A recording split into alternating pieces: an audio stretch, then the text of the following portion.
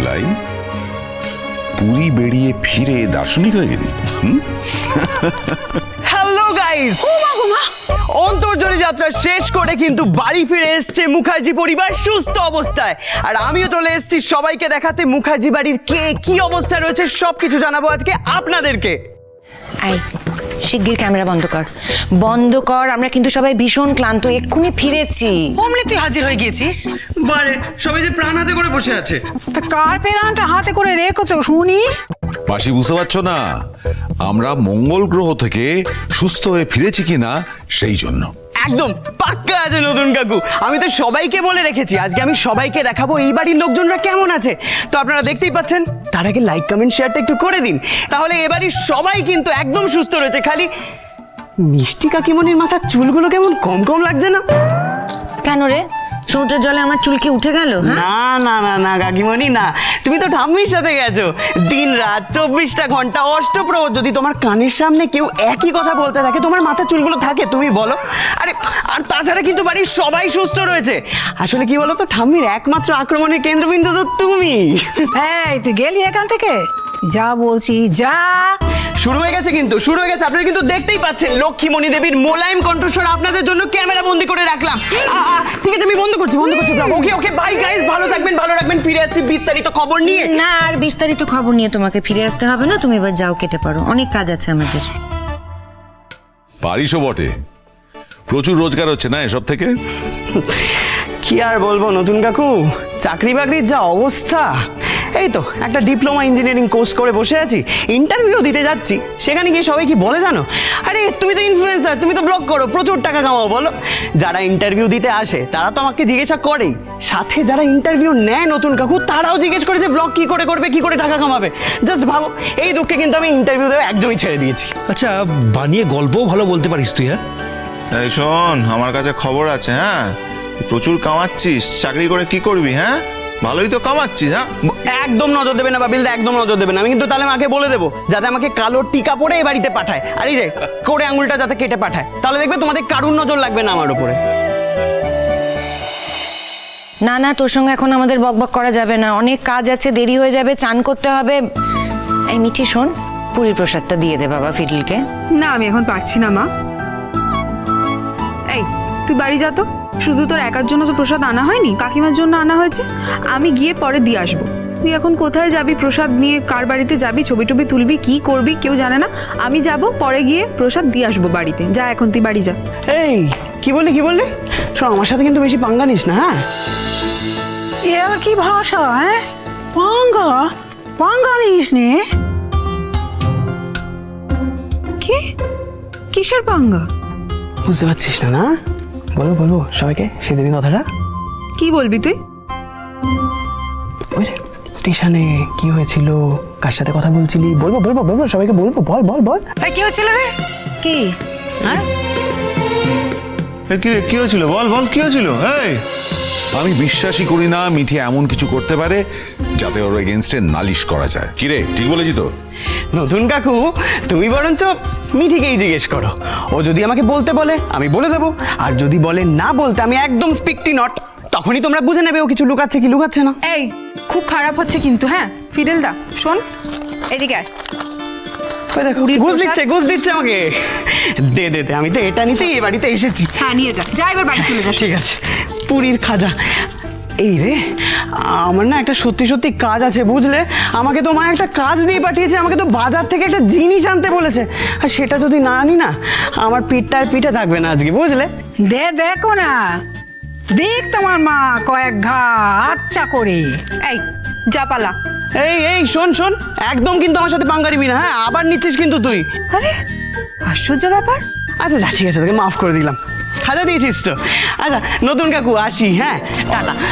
কাকিমণি tata. ঠাম্মি oops sorry, Lakshmimoni Devi bye bye. Bye সবাইকে, tata tata tata. যা যা। আমিও চেঞ্জ করে আসি। হ্যাঁ রে, তোরা যে বসে রইলি চান টান করবি না? কি চেহারা হয়েছে দেখেছিস? খোলতাই একেবারে, পোড়া পোড়া কালো কালো, পুরীর হাওয়া। নতুন কাকু আর বলো না, আমি এত ট্যান হয়ে গেছি যে আয়নায় তাকিয়ে ভাবছি এই ছেলেটাকে তো চেনা চেনা লাগছে। এটা কি? তারপর দেখি এটা আমি।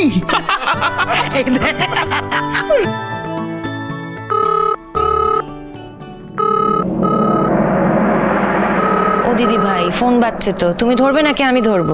আচ্ছা আচ্ছা ঠিক আছে, শোনো না তো, আমি ধরছি। ও বাবা, বাড়ি আসছে না আসছে ফোন। নিশ্চয়ই বুবলা এই শ্বশুর বাড়ি অনুষ্ঠান আছে না পরশু দিন, তাদের বাড়ি আশীর্বাদ, মেয়ের পরিবার বলে কথা, তাদের তো ভাবনা চিন্তা হচ্ছে, তা ভাবছে আমরা ঠিক মতন পৌঁছলাম কি না। না না, ও বৌমা ধরো ধরো ধরো, আমি ঠিক জানি ওটা বুবলা এই শ্বশুর বাড়ি। যাও যাও যাও, ফোন ধরো।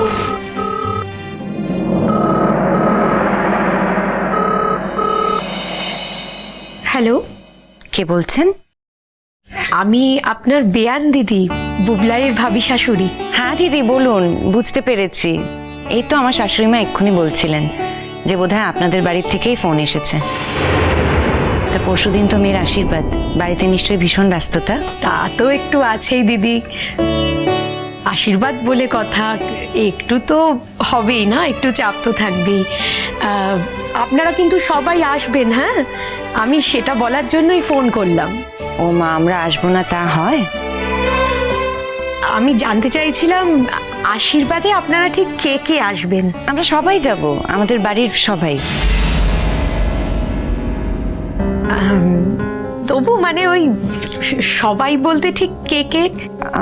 আমি, আমার শাশুড়ি মা, আমার মা বাবা যাবেন, দাদা বৌদি জানি না, হয়তো যাবেন, মানে ওদের কিরকম ব্যস্ততা সেদিন বলতে পারছি না। ছেলেরা যাবে, মিঠি যাবে, ননদ যাবে, নতুন ঠাকুরপো যাবে, আর মিঠিল যদি চেম্বার থেকে বেরোতে পারে তাহলে। এই বেরোতে পারে মানে এটা কি? বেরোতে হবে ওকে।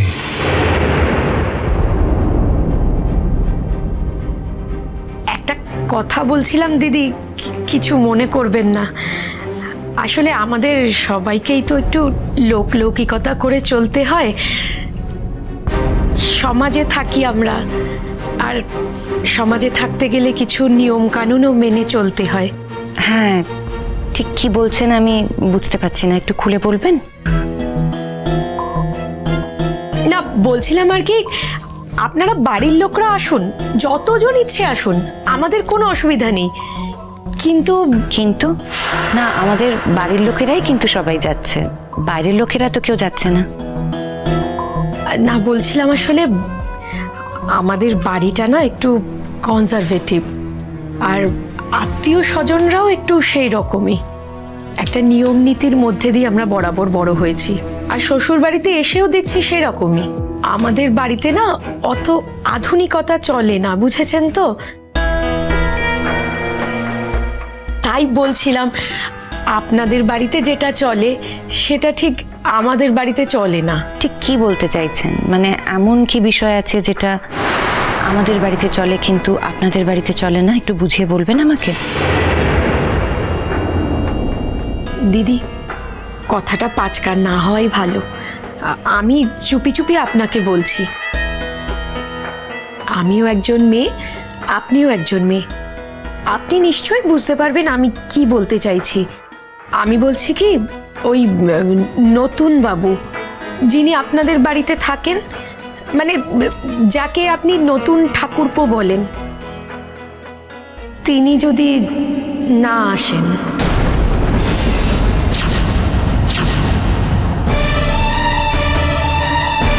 নতুন ঠাকুরপো যাবে না মানে?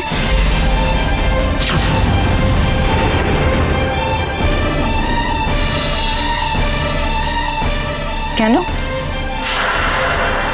না না, নতুন বাবুর সাথে তো আপনাদের পারিবারিক কোনো আত্মীয়তা নেই, উনি থাকেন শুধু আপনার স্বামীর বন্ধু। তো দেখুন, এই ব্যাপারটা না আমাদের বাড়িতে সবাই ভালোভাবে নেবে না। আত্মীয় স্বজনরা হাজারটা প্রশ্ন করবে, তখন ওই নতুন বাবুই অস্বস্তিতে পড়ে যাবেন, আপনাদেরও কিন্তু অস্বস্তি হবে। তাই বলছিলাম যে, শুনুন, একটা কথা আমি পরিষ্কারভাবে আপনাদের বলে দিতে চাই, আমাদের জীবনের, আমাদের পরিবারের সবচেয়ে বড় আত্মীয় কিন্তু ওই লোকটি।